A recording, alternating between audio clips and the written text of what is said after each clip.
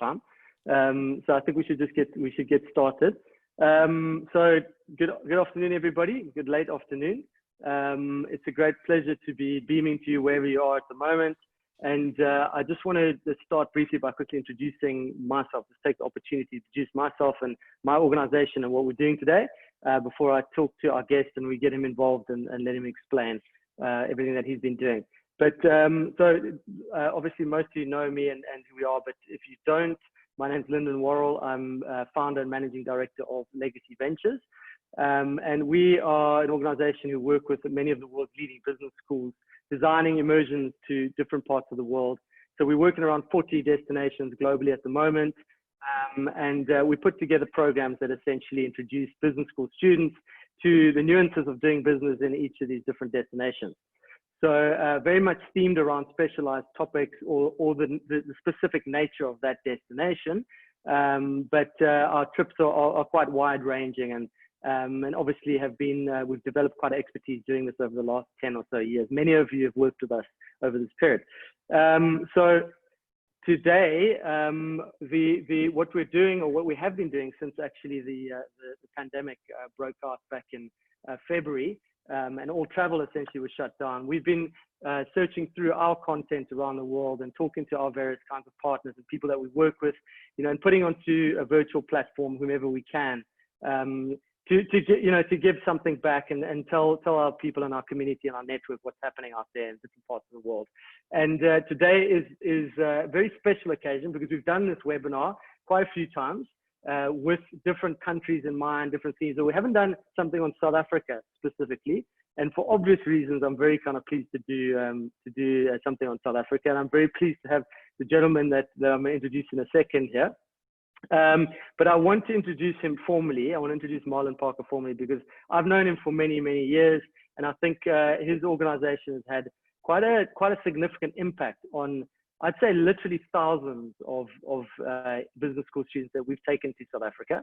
I mean, it's fair to say that it's probably been in the thousands now, and that's not even counting the others that other schools that I'm not aware of and corporates. And so RLabs and Marlon have had a massive impact on a lot of business executives that have gone to South Africa, not just understanding South Africa, but I would say also understanding themselves actually, and trying to get a little bit more insight into how they can play a role in life. So I view Marlon as a change maker. Let me just say hello to Marlon there quickly. Marlon, you better say hello. I'm going to ramble on too much. Hi, Lyndon. Yes, I'm good. Glad to be here. Okay. So let me do the formal part here with this because I think that's important. So in my view, Marlon's a change maker. Okay, I think that's the way I would be. But more seriously, and I'm going to use your Wikipedia and other sources here. But Marlon's a social entrepreneur and an active activist using social media and mobile technology for social good. He's a Cape Townian, obviously, probably the best accolade there. He's a sought after guest speaker on ICT for community empowerment at many universities in SA and throughout Africa.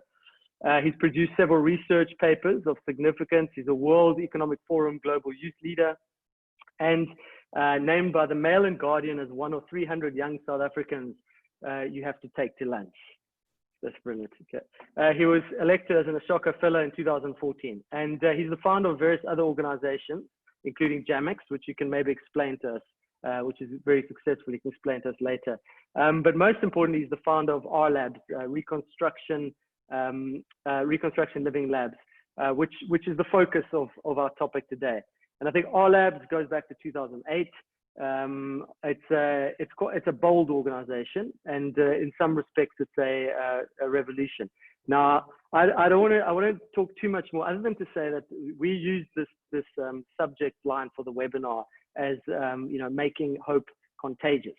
And I think a lot of people have actually said to me, look, this is quite interesting. And did you do that because of the pandemic and because of where we find ourselves? But actually, it's not. Actually, this is a line which you guys came up with many, many years ago, because essentially you build hope through this organization. And without hope, I think, we don't have a lot. So Marlon, let me stop there and just allow you the opportunity. First, let's tell us how things are going in South Africa, and then a little bit about your background. Yeah, no, thank you so much, Lyndon, and for everybody taking the time to be here. It's a fascinating time, I think, that we are living in for multiple reasons. One, of course, we are experiencing the pandemic, and things at the moment in South Africa has not been the easiest of moments. We're only beginning to hit our peak at this point in time. And of course, there's at the same time, that brings about a lot of other socioeconomic challenges, be it around the economy, be it around the, just a literally kind of thinking about how do we support communities and how do we instill hope in people where there's just a sense of hopelessness around them. But at the same time, it's, as you know me very well, I'm an optimist by nature. I believe that every complex or challenge or difficult moment or period that you go through is a defining moment to create something new and something beautiful. So I am looking into that specifically from a South African context, looking at where we are. Before with the pandemic hit us, we were going into junk status as an economy.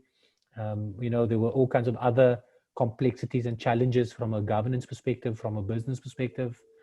But yet we are at the place now where I feel that what we were familiar with, if ever there's been a time where people are starting to look for new things or look for alternatives, I think this has presented that moment.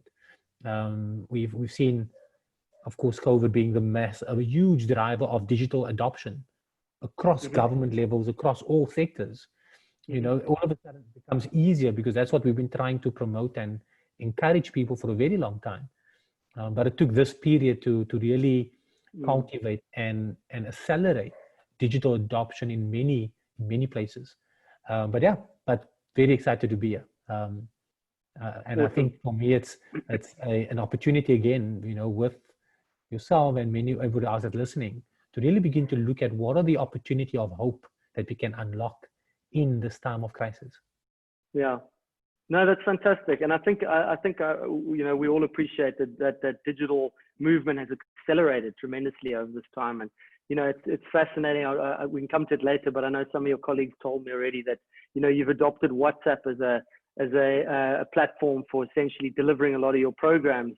And, most people out there wouldn't know what your programs are yet, obviously, but, it's fascinating to think that mobile, is you're able to use that communication method to actually start learning about ICT and things like that.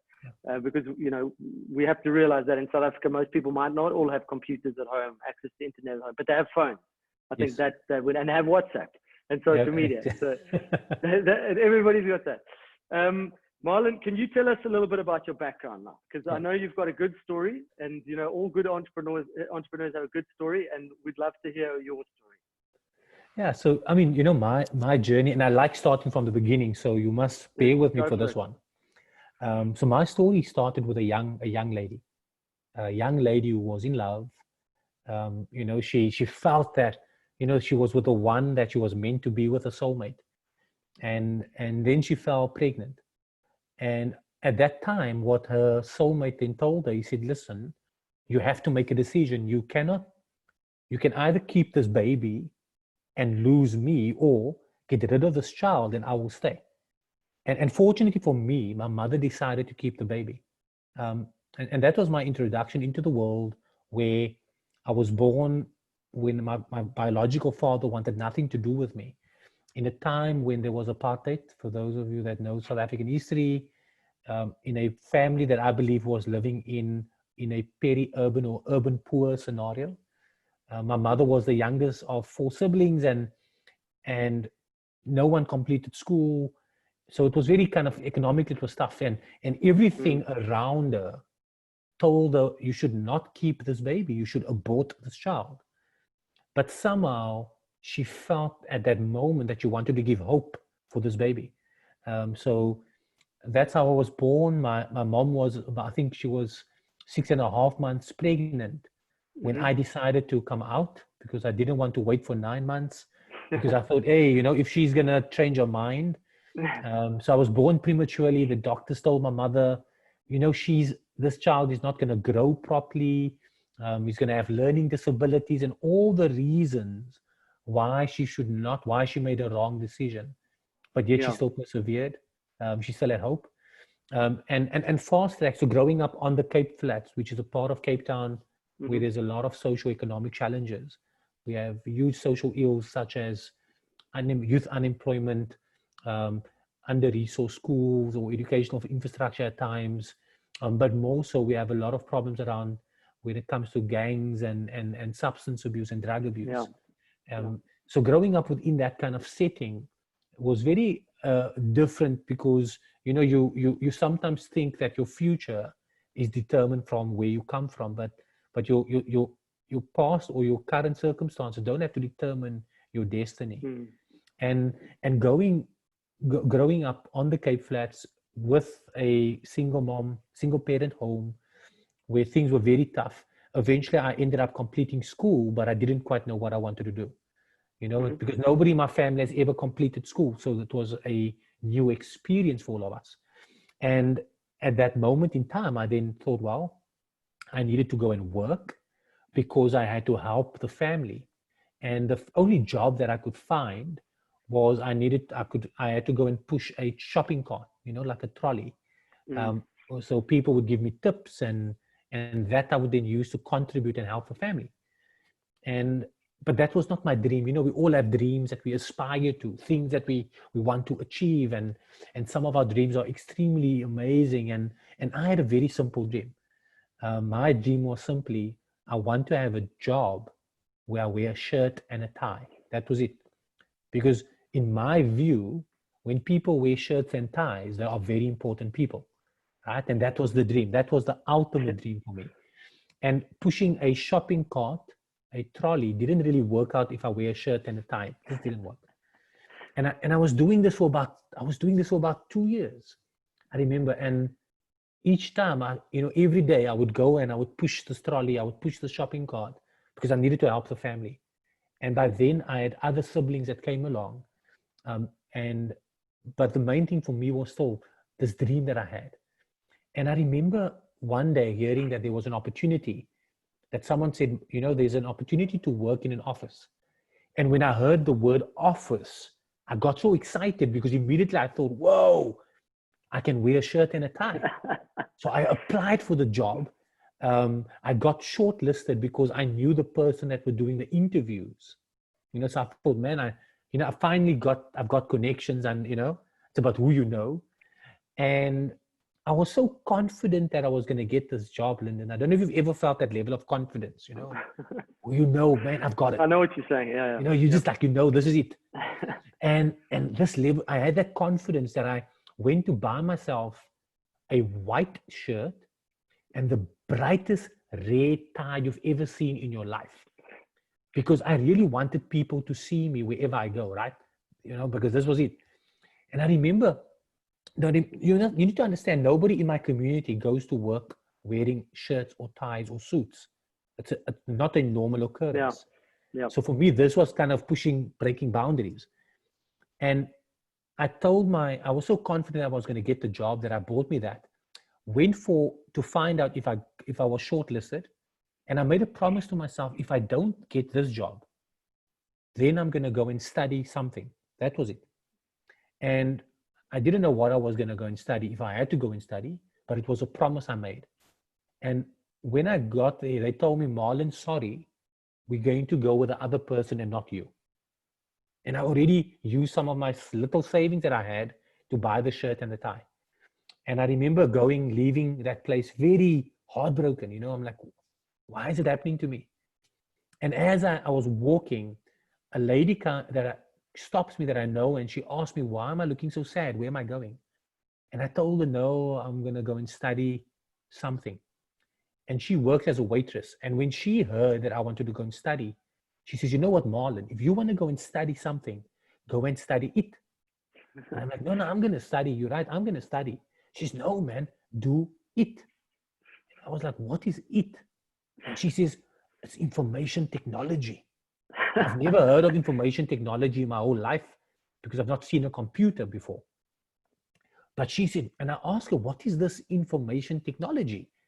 And she said, no, she don't know what it is, but she was helping and serving a table, and the people at the table were talking about it all the time. Eat this and eat that. So it must be important. And she got so excited about it that I got excited. Right? And I'm like, okay, I'm going to go and do it. And I went home and I had to explain to my mother what it was. And she says, what is this it that you left your job for? And I'm like, no, it's about information technology. And she says, what is this information technology? And I'm like, it's about technology and information, you know, because I had no clue what it was. I eventually found a place offering it, and I'll quickly fast track the story. But through all of this, the important thing to notice is a thing called hope. Mm. I only had about $50 to apply to go and study. It wasn't for my fees. It wasn't my registration fees. It was an application fee. Went to go and apply, got at the university, and they said, well, your aptitude test indicates that you can qualify for it, information technology. And then I'll never forget, Lyndon, they asked me these questions. They said, well, seeing that you are going to do information technology, we want to know what is your majors. Now, no one has ever asked me about majors. I've never heard or used the word majors in my life. And I said, well, I don't know. And they said, well, here's a list of majors. And I looked at the list of what I could choose to be my major. And I remember seeing on there was something called programming. Mm-hmm. Now, I used to do a lot of programming when I was growing up. I used to do a lot of volunteer work with youth clubs, you know, at community centers where I would do a lot of youth programming. So I thought they were referring to that type of programming. And I said, no, I did programming all my life. And I decided to major in programming. And they said, oh, wow, that's amazing. They don't see it in my school results. But if I said, and I told them I've been doing this for about 10 years. And they were very impressed. They said, wow, they've never had anyone coming to do IT and doing it and having done programming for 10 years. And I'm like, no, easy. And then they asked me the question, so what languages do you want to do? And I'm like, well, you know, I can speak 2 languages. I mean, I said I can do 2. I've done 2 languages. I would like to do 3 languages. Of course, not knowing it was programming languages. So I ended up majoring in a highly technical stream, specializing in programming and software engineering. And that was my introduction to the world of technology. I mean, it's fascinating, isn't it? Like, I got in there, and maybe I'll quickly end of the story with this. I failed miserably because I couldn't understand the thing that was going on. Eventually got to turn things around through my studies and ended up doing something illegally. So I don't know if I should tell the people what I did. I did something illegally. We'll keep this a closed forum, huh? Hey, is it a closed forum? We'll make this a closed forum. Okay, let me use this 2 minutes to explain to you what I did. So I was failing my subjects. I wasn't passing at all. There was only one subject that I was doing very well at. Eventually what happened was I ended up breaking my ankle while I was on campus, and it meant that I had to go to the library. You know, so sometimes the negative things that comes your way isn't there to break you. And in my case, it literally did. But sometimes it's there to define who you become and define what you can launch in the midst of that chaos. So what I had to do was I went on and I went to go and study. I read up about the history of programming, and I managed to turn my courses around. I passed. There was one subject that I was very good at, and that was statistics. Then I thought, seeing that there was no one else on campus tutoring statistics, maybe I should let people pay me to watch me study. So they would literally come like a cinema, pay me, and I would charge them about, I think at the time I was charging them about $2, between $2 to $3 for a 2-hour session, but they had to come for 5 sessions. And I guaranteed them that they were going to pass, a guaranteed pass. You don't get that at any university, no. Right? So they came, and I was shocked to have over 300 people rocking up for paying $3 for the 2-hour session. So I wasn't making too bad. I mean, I was doing just over 300. I was making about $1,000 for 2 hours of study while I was on campus, and people were watching me study. So in 1 week, I made something like $5,000, and that was enough to start paying off my fees. And I used one of the university's auditoriums after hours, which was illegal, right?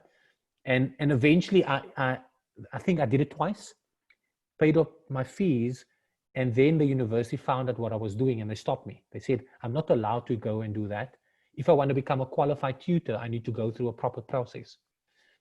Eventually, the university contacted me back, and while I was busy with my inter-service training, at my final year of study, I had to go do my in-service, like an internship. And I remember getting a call from the head of department, and they said, "Are you Marlon Parker, the one who did the illegal tutoring?" And all I could think about is, please don't tell me they're going to expel me now, because my family is dependent on me graduating so I can work and help the family, because that's the way it is in South Africa. Many times people have to give back and pull money back into helping the families. And I said, yes, it's me, but I tell them, I apologize. I said, I'm sorry. And they said, no, you don't understand. And I said, what do you mean? And they said, well, normally the pass rate for statistics is about 40%. But because last year, when you were doing your illegal activities, the pass was over 80%. And I said, okay, so what does it mean? And they said, well, the only thing different was your illegal activities. And because of that, we want to know if you can't come and help us. And they literally, while I was an undergrad student, offered me and said, one of their lecturers just resigned, and they wanted to know if I would be willing to come and take the place of that lecturer. Would I be willing to come and do lecturing? And the crazy thing was, at the first day when I had to go into class, what I took out of my cupboard, the clothes that I was wearing, was that white shirt and that red tie. The same clothes, if you think about it, 2.5 years before that, I got rejected. I was told I wasn't good enough. But I bought the shirt and the tie. I kept it. 2.5 years later, I could go into a classroom and they started calling me Mr. Parker. So from pushing a trolley 30 months later to being a lecturer was quite an interesting journey, with a broken ankle, of course. But that kind of is how I got into academia. That's how I got into technology. So it wasn't a desire. It wasn't because I thought that's where the opportunity was. It was simply because someone was eavesdropping, listening into someone else's conversation, gave me that advice as career guidance. Never saw a computer in my life, and I went stumbling into the world of technology. And I always tell people, if I can do it, then anybody can do it. Yeah. It's a beautiful story. It's an inspiring story. But now we fast track a little bit forward. I think there's a lot of debate, one can have around entrepreneurial, spirit or the entrepreneurial character. Clearly, you've got something there. Whether it's from your nature versus nurture, where it comes from. But moving forward, though, you've actually developed some serious technologies, haven't you, in your time? Some serious kind of businesses in your time. And you want to tell us a little bit about that and how you got into that? Yeah. And so getting into the world of technology, fast tracking 10 years later, been in academia, ended up, still very much involved in community work with the community where I grew up in. And then one day I realized that there was, I remember encountering a young person who was 8 years old. And this young person was supposed to be in school, and they were walking around aimlessly. And I asked him, and I said, why are you not at school? Why are you at home? And this young boy told me he's looking for a job. And I couldn't understand why an 8-year-old would be looking for a job. And I asked him, where's your parents? And he told me that his mom is high on drugs and his dad is in prison. And for the first time in my life, when I looked into this young person's eyes, this child's eyes, I could see someone who has lost hope. And immediately I was affected by that. And I thought, well, I come from the same place, the same community. Clearly, there's something that I need to do as someone that's now gone on to work in my professional life. And it was a simple idea. And the idea was simply, maybe how do I use what I have? And I think this is a very important lesson. How do I use what I have to drive change or to drive opportunity for change? And the only thing I had at the moment was I knew technology, and I knew how to teach technology. And I remember going and going to someone and saying, you know what, I want to teach one person and ask them to share their story of hope, because they come from a life of gangs and drugs. And I thought, if I can help them to use technology to share their story of hope, maybe that story will impact this child's parents or people like this child's parents to make better decisions. And I ended up starting this little side project, only doing it 2 Saturday mornings a month, where I would teach first this one person how to use a computer and use the internet to blog and to use Facebook and Twitter at the time, which is still fairly new.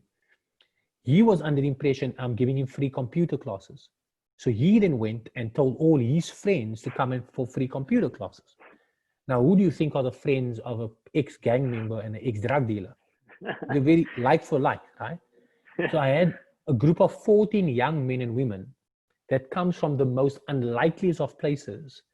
It's the worst bunch of people most probably you would have ever started something with. But I got them and they were amazing. We then started doing digital training in the townships in South Africa because that's what they thought they were getting, and they started training other people. And that is how the journey of RLabs started. The realization that it doesn't matter where you come from, that once people get the opportunity to learn, to develop skill, they could really surprise you. And one of the first surprises that I had was when they told me, they said, you know, Marlon, there's a lot of people that's needing counseling services, support services. Can we perhaps use mobile messaging at the time, very much like what WhatsApp is now? This was before WhatsApp was even born. You know, this was like, we're talking 2008, 2009. And we started creating a mobile messaging solution where people could ask for help and have chat support. And it's interesting, we built this with this group of young men and women from the community, providing them with the skills, and then we began to build the technology. So much so that at our peak, we had over 4.5 million people asking various kind of support services, ranging from career guidance to counseling for HIV and AIDS. And we provided this technology to other organizations to use. And that is what Jamex was eventually would become. It became a startup that grew out of the township, the dusty townships of South Africa. And it shows you again that once you give people hope and you create the environment for hope, that people can actually surprise you. So now, I mean, let's go even further forward. Let's talk about RLabs. Let's talk about ambition of RLabs, where you are now, because I think then we can work our way back and describe exactly what it is and who it impacts. But today, how would you describe RLabs today? Today, for me, RLabs is a movement. You know, we're in the business of making hope contagious. We've set ourselves this ambitious goal to impact 2 billion people by 2030, using technology, using education, and entrepreneurship to do that. Where we are today, we've impacted just over 16 million people through our work. So you can see 16 million to 2 billion is still a long way to go. Yeah, I just want to clarify that before lots of people I can feel falling off their chair there. We are saying 2 billion people. That's the ambition of the organization, which is outstanding. That's the dream to impact. So as an impact organization, we want to see the lives of 2 billion people impacted by hope, by the work that we do, or the work that we do with partners. I mean, hence why we're very much partner driven, and we leverage the power of technology, education, skills training, and entrepreneurship as key levers to do that.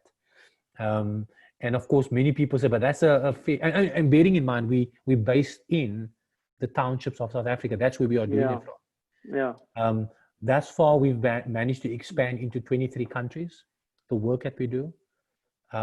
We had rapid growth in the early stages, but we've kept it contained for now, simply because we've now adopted a new model that we are going forward into, where we're saying not only do we realize that we need to make hope contagious for our communities, but we're thinking about how are we able to do this at scale. And I can talk later on about some of the partnerships that we began to establish. But at the heart of it is we want to make hope contagious through those vehicles, building capacity in people, using technology, creating new things, and building economies, new industries by supporting small businesses and scalable enterprises. So if we're talking, I know you guys to be extremely innovative. Okay, innovative is the right word. And I know that we discussed briefly before, before we opened up online to everybody here that over this very difficult period, you've demonstrated that again. Can you tell us a little bit about that? Because that's one of the key messages I think that we wanted to get out around hope, around using the assets that you've got, the skills that you've got in times of crisis. And a lot of our webinars that we've had have been around, innovating through crisis. But you guys have done some fascinating things during this period, I think. And the word rise you've used several times. You want to just describe what's been happening? How's South Africa? How's the Cape Flats been hit there? How have you guys reacted to that? What's the organization been doing under the circumstances, constraints of this circumstance to actually make change still happen? Yeah, so for us, and the reason why I took time to tell you my personal story, because I wanted you to see that in the midst of crisis, there's hope, there's opportunity, and it's in the midst of this kind of crisis that I believe opportunities do present itself. So the last couple of years, feels like years, the last couple of months, when South Africa went into what we call the lockdown, like a heavy lockdown, everything was stopped. Every industries were stopped. We found immediately that families started suffering. People were losing jobs. The job losses in South Africa has been immense, especially amongst young people. I think we're currently standing, around 70%. In the communities where we work in, it could be as high as 80% of youth unemployment. And we did a bit of a research study.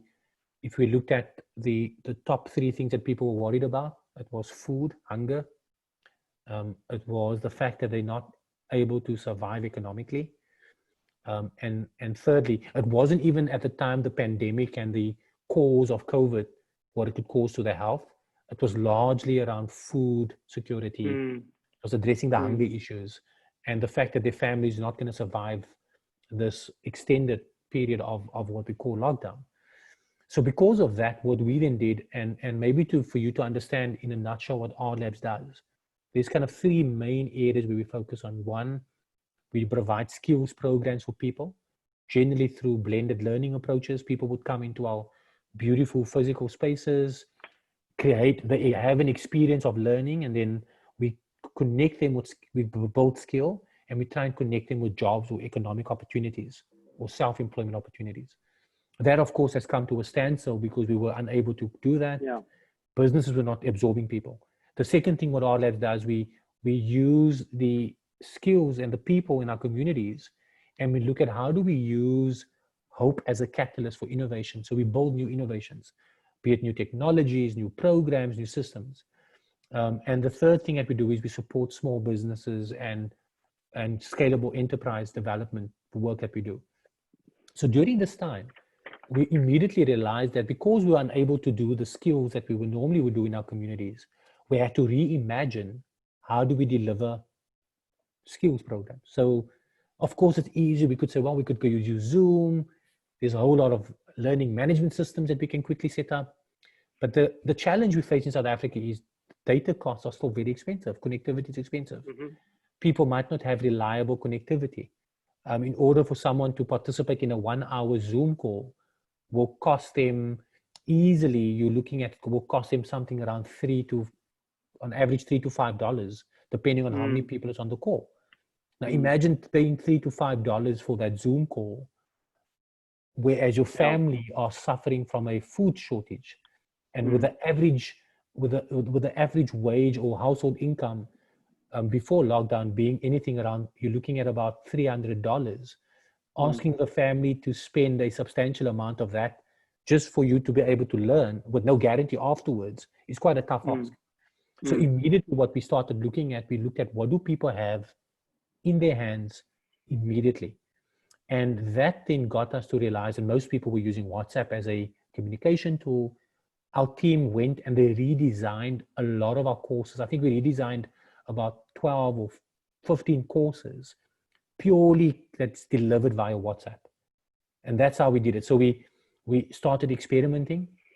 We ran workshops around design thinking, job readiness, small business management, a whole range of digital courses. And we've literally got over 1,000 people participating in all kinds of learnings only using WhatsApp. So immediately we reimagined what we could do from that part, from a skills development perspective, because post-lockdown, we still want to ensure that people are in a position where they can access economic opportunities. The second thing that we realized that people, because of the food security and the hunger challenges, we then looked at what do we have as an organization. One, we have a technology platform that we built that incentivizes for positive behavior called ZLTO, ZLTO, and you can find the links. We'll share that afterwards. It rewards people for positive behavior. And we were, during this time, we're getting people to do positive behaviors around COVID, around self-development, social distancing, wearing a mask, and all of those things were deeds and actions that people could do, and they get incentivized by that. People could then use that to access basic food, electricity. They could get access to electricity, to data and airtime, so they could remain connected with their families. And that then launched what we would then do, where we started providing people with access to support. And we were able to raise about $1 million from the likes of JP Morgan, the Michael and Susan Dow Foundation, to provide this relief to vulnerable families during this time. And we're directly going to be impacting 250,000 people with food, sure, disbursing a couple of million meals, purely using our digital technology, digital food vouchers, so that they can access local vendors. Because we also had to think that we can't go and handle food vouchers, food parcels during this time, because of the pandemic. So we were using digital technologies and digital solutions to give people access to food that they can go and source at the local vendor.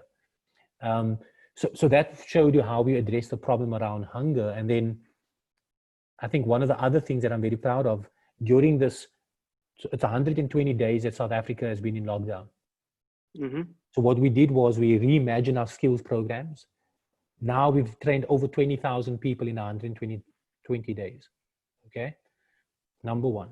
The second thing we did was we then used this, provided people with access to food support, where we use our incentives platform we did that, and we're well on track to disburse and to 40,000 families.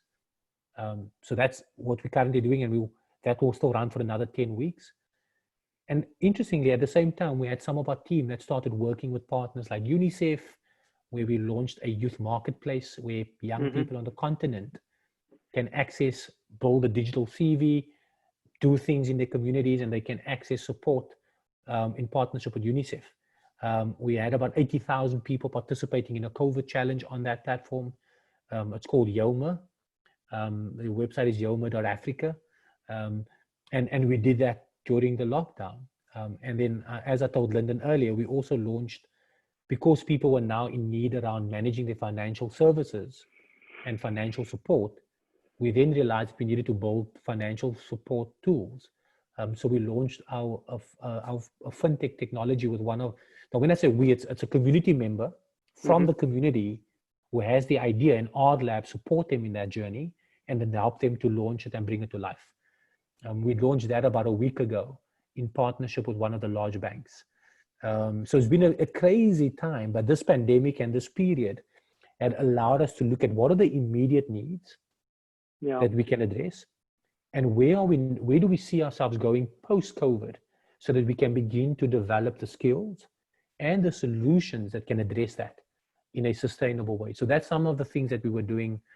I mean, it's a very snapshot, to be honest, but it's very exciting as we kind of go on this journey of making hope contagious, because that's what we're about.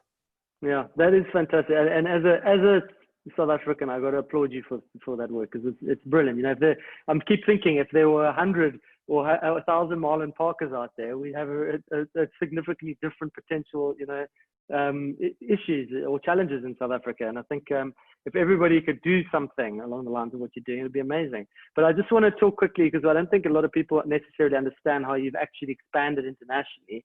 And, the context we're talking about, our partners may or may not understand the actual South African environment we're talking about, or the actual Cape Flats environment, which is typically one of a disadvantaged environment. It's tough. It's a tough life.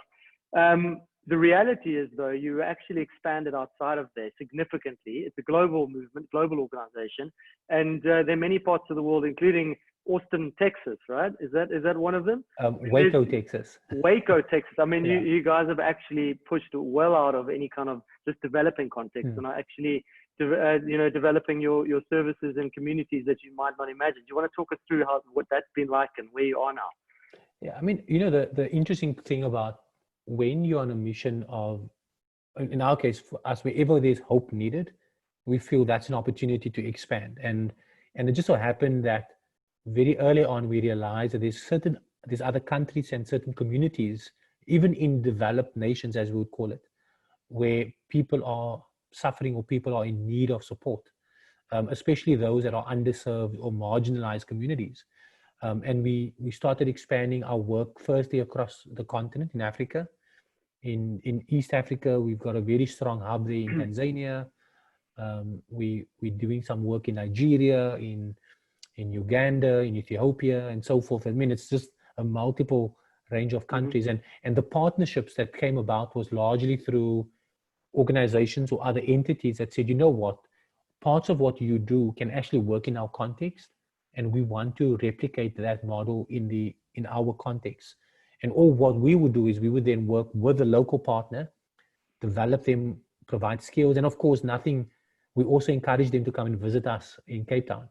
The opportunity to have first-hand experience to see how is it possible that someone that left school, no tertiary education, no further education, would be able to launch a startup that's global, right? If I look at the young man, Alan, how he's able to do that, building his business, running things in Silicon Valley now, but are you able to do that at such a quick pace in such a resource constrained environment?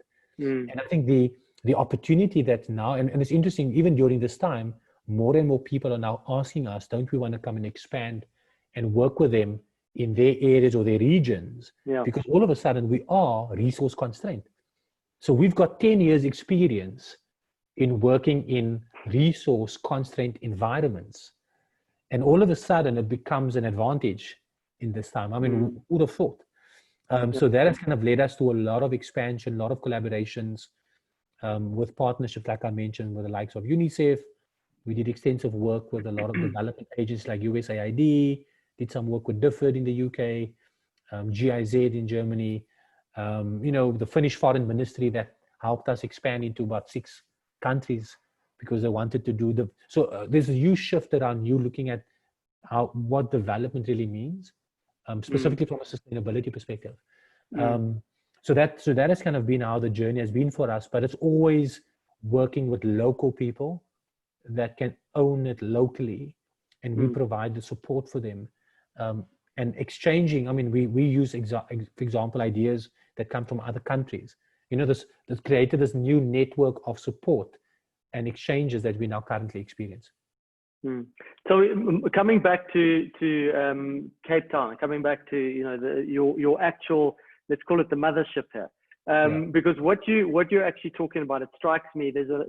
You can take your skills and you can take what you've learned and your innovation. You can take that to other parts of the world. But one of the key things I think that you're actually probably exporting is your culture. There's a spirit there. There's something different. And I think that's something which we've found over the years with RLabs. When we take groups there and to visit you guys, it's a very unique experience. And I want you to try, if I can, but it's a difficult question maybe, but can you describe what it's like to visit RLabs? If you have people out there, from wherever they might be, with a group of people that come out, can you describe that experience? What's that energy? So for us, when we think about the RLabs culture, and this is a very important question, we spend, and I can actually quantify it for you. We must probably spend at least a full day in time. We don't do it one day, but a full day in time, a week, on various aspects around culture. So we have culture sessions weekly. We do sessions with our teams. So it's a lot of hours and time that goes in. And the core part of why that's important, because we in the business of hope. so if for something to be contagious, you have to be able to catch it. It's as simple as that.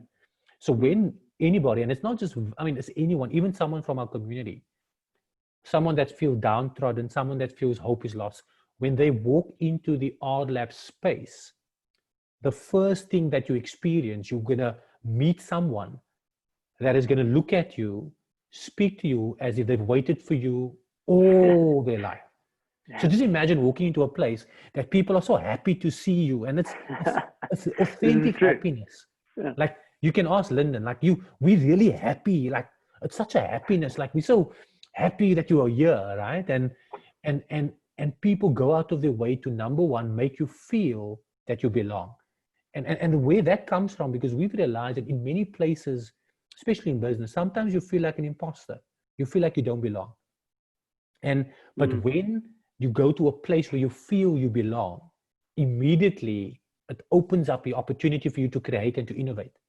Because for us, fundamentally, we believe that somewhere on this planet, there's a young person, a person somewhere on this planet that has an idea where someone just need to give them the opportunity that can transform parts of the world. And we believe that by creating that environment unlocks that opportunity to create and to innovate.